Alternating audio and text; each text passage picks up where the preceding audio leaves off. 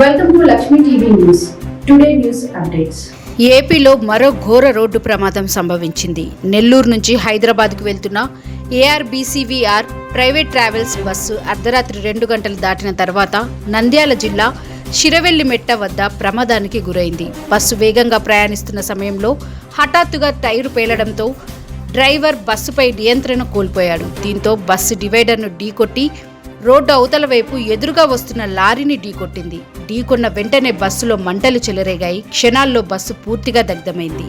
ఈ ప్రమాదంలో bus driver, lorry cleaner ఘటనా స్థలంలోనే ప్రాణాలు కోల్పోయారు. ప్రమాదం జరిగిన సమయంలో బస్సులో మొత్తం 36 మంది ప్రయాణికులు ఉన్నారు. మంటలు వ్యాపిస్తుండగా ఆ దారిన వెళ్తున్న ఒక DCM వాహన డ్రైవర్ మానవత్వం చాటాడు.